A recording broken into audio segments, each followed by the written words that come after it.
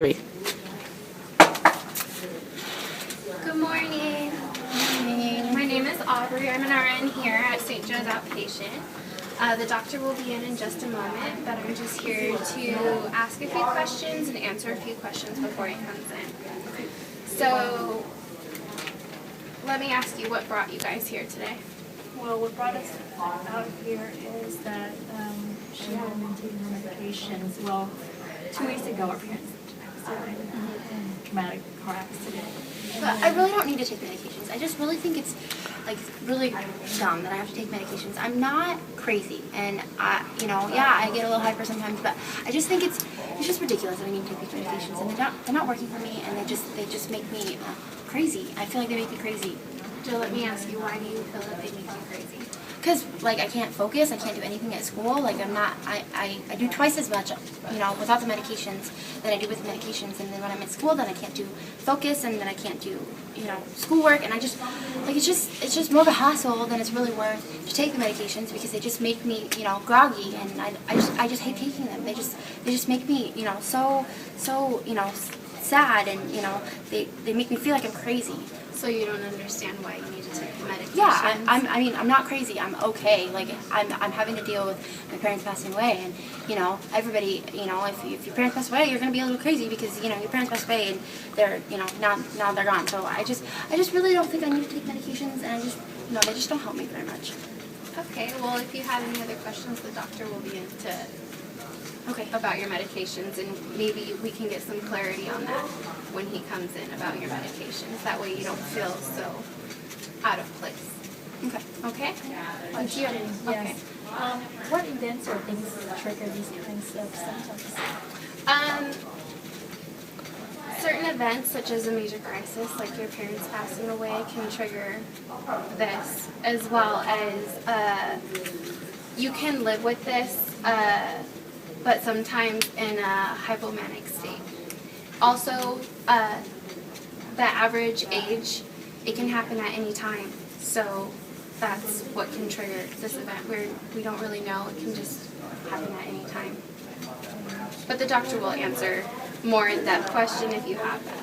Okay. And then I have some other questions I want to ask too. How can I manage this her disorder on a daily basis? The important thing is, for Jill, you need to be able to manage your episodes, and you need to know your triggers, as well as you need to watch for them. And I just really don't feel like I have any triggers right now. My parents died, but I'm okay now. I just feel like I'm doing okay.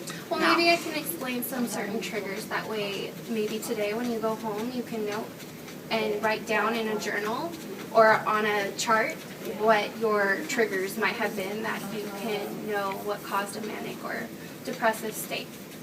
Okay. So some of them are stress, such as being in here or the crisis that just happened.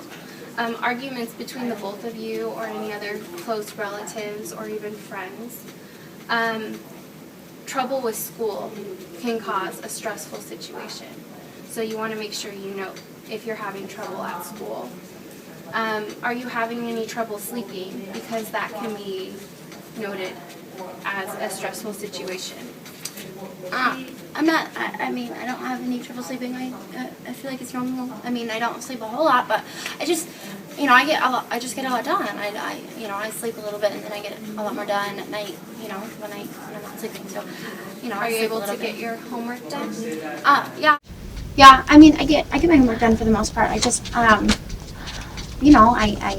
sleep, and then I do my homework at night when I'm up and I'm not sleeping, and everyone else is sleeping. It's quiet, and I'm able to get it done then. Okay. Well, Jill, let me tell you some ways to decrease your symptoms, okay? You want to make sure that you get at least 8 hours of sleep a night. Make sure that you decrease your amount of sugar and caffeine. 1, make sure you do that in the first place. And 2, don't have any caffeine or sugar come the afternoon, because that will cause a decrease in sleep. Make sure that it's okay to ask for help if you're unsure or you're feeling overwhelmed. Okay? You want to increase your exercise as well as exposure to light to help your moods. You want to write in a journal your thoughts and feelings that can help you as well decrease your moods. And if you have any questions, be sure to call the doctor or your therapist, okay? The most important thing for you, though, is to understand your vulnerability to episodes, okay? Okay. Do you have any other questions? Well, she doesn't want to take her medication. Is there any way that I can help her? I mean, take her medication on a daily basis? Well, Jill, it's important for you to have control over your medication. I know you're not sure why you're taking the medications, you have questions, and the doctor will be in, but some ways to help you remember to take your medications is to put stickies on your bed nightstand or in the bathroom on the window or in the kitchen or on mirrors anywhere. Another way is to be set up for the week, so get a pill box and make sure you have that with you at all times in your backpack. Try to take them at the time of day that you're less stressed, and so that way you don't forget. Typically before you leave for school, early morning upon rising is best. Okay? Do you have any other? Yes, I do. Now, does she have to be on medication forever?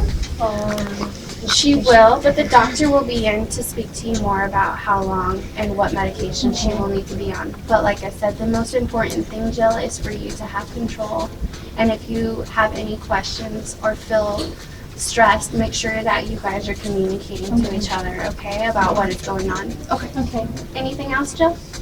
No. Do you have any other questions? That's Melanie? it. Thank you, No? nurse. Okay, the doctor will be right in. And here's the phone number for the doctor or therapist. Okay? Thank you. I'll see you later.